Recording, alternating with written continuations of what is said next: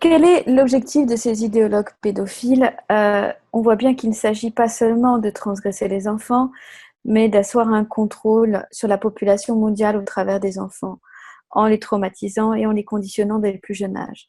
Ce qui m'effraie le plus, c'est la perspective des opérations transgenres sur mineurs, car elles sont irréversibles. Ici, chez nous, en France, Farida Belgoul a payé très cher sa dénonciation de l'enseignement du genre, que l'on retrouve dans les standards pour l'éducation sexuelle en Europe. Aussi, j'aimerais que vous puissiez éclairer nos auditeurs sur qui était John Money, le théoricien du genre, ce qu'il a fait et ses liens avec Kinsey. Money. Well, okay, we can start. Well, we have to honestly say with Kinsey scale, you know, which I don't know if you've ever seen what they call the Kinsey scale. A 0 is at the bottom. A 6 is at the top. The 0 is completely heterosexual. The 6 is homosexual. And in between, there's a line, bisexual. So essentially, he was creating a fluid scale, yeah? And you can be anywhere on that line at any time. John Money was a follower of Kinsey's. Dr. John Money, a psychologist who worked at Johns Hopkins University and who was running the sex offender clinic there, to which the Catholic Church would send their pedophiles and pederasts for help to the sex offender clinic. John Money and his aide and colleague, Fred Berlin, another doctor, this one is a medical doctor, Fred Berlin, would process these men and would let them go out amongst the people. The men would be sent from the courts because they had committed crimes against children. And John Money and Fred Berlin would counsel these pedophiles and pederasts who were active pedophiles and pederasts. They would counsel them and then send them out again. And when they raped more children, when they were out, they would counsel them some more. And they would not inform the authorities that these guys had been raping children in the meantime, because they were under care. They were under their care. There's your profession of psychology and psychiatry. And so finally they got hit with some condemnation from the government, who said, you know, you have to report these guys when they're raping children. I don't know whatever happened there. I don't think that they ever did. I think they just simply went underground. But anyway, John Money wrote in the Journal of Pedophilia, that was Pedica, the Journal of Pedophilia, a journal by and for pedophiles and for those who would be able to, as they said, understand the sensibilities of the pedophile, yeah, because they wanted to legalize pedophilia. And John Money, in his interview with the Journal of Pedophilia, was asked, what does he think about the age of consent? And so John Money, Dr. Money, said, well, we have to get rid of the age of consent. You know, it has no purpose. Okay, that's where we have to begin. And he also went so far as to say that if, and this gives you an inkling of the future, yeah, that if a man and a boy, because remember, this is the Journal of Pedophilia, it's being read by men, and it's about sex with boys, because that's what it was fundamentally, not girls. Had one special on girls.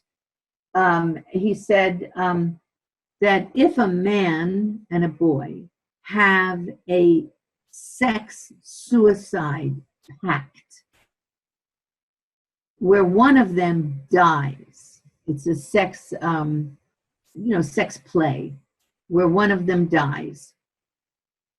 He says we have to consider that issue because he said, should the person who lives, that is the man, should he be really penalized, Yeah? And as John said, well, he said, the issue really is one of consent. Here's your consent, yeah? He said, if the boy consented, then his death from this experiment, from this sex play, yeah, should be pretty much legal. I mean, there shouldn't be any problem if he consented. And there's where you get to the issue of consent. Consent can be used for anything. The boy is dead, of course. What consent? You going to ask him? No.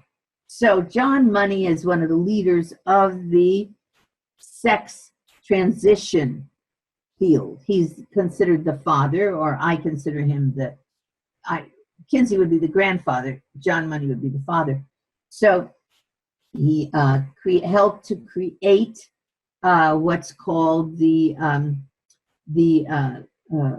transgender movement, and he has there's a room devoted to him in the Kinsey Institute, eulogizing him because he's now dead. I think he committed suicide, if I'm not mistaken.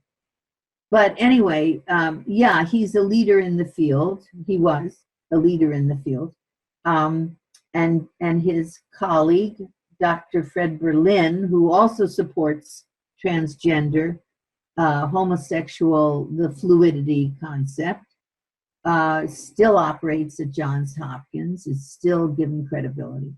And what this means for the society at large, giving these children these absolute confused signals, telling them, you thought you were a girl, but you're a boy. You thought you're a boy, but you're a girl. Or maybe you're a girl today, but maybe you change your mind, you're a girl, tomorrow. But that can't really work if you're cutting off body parts and if you're stopping their puberty early, which a lot of the work is accomplished that way, stopping puberty. And they cut and paste body parts, and the psychological confusion, Ariane will certainly be able to address the psychological confusion to a child that their parents participate in. By the way, now sometimes their parents don't participate. That's another issue. In the United States, we've had several cases where the teacher has convinced the children in the classroom. She says, "Oh, now Charles thinks he's a boy. Now he'll be back in a few minutes. He'll be a girl." They come in and they come out. They're girls, they're boys, whatever. So there've been many cases, not many, but they've started. There have been quite a few. Too many is one too many.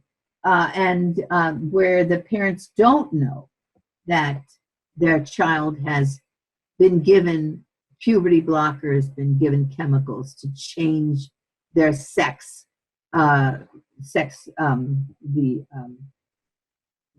what appears to be their sex. So where the parents do not know, and even where the parents do not know, and they object, if the school permits it, it's up for grabs. I don't know what the latest decisions that have reached the courts and so on, but it's coming to a school near you. Right. It's some kind of a horror story, but it's not only an American horror story, just like the TV series. It's worldwide, basically. So we all just I think died a few months ago from this transgender surgery. It's There've been quite a few. Their suicide rate is, I think, 40%. Yeah, which is much higher. I think it is 4%. I don't know what the percentage is, but it's much lower amongst the general population. their suicide rate. Their psychological problems do not end with transgender surgery. We know that.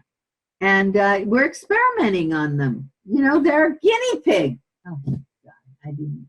They're guinea pigs. And you're getting Hollywood and sports celebrities doing it, like Bruce Jenner, also the Wachowski brothers who became sisters, both of them, the ones that directed the movie Matrix, well, the trilogy Matrix. Really? They both? I didn't know that. Yes. But yes. all I can say is, for instance, they, like Bruce, yeah, have the financial capability of going to the surgery to narrow their noses so they're more like girls, to lift their hairlines, to put the wigs or, fancy that, to create the bosoms, but they're keeping their parts down below. As far as I know, Jenner still has his.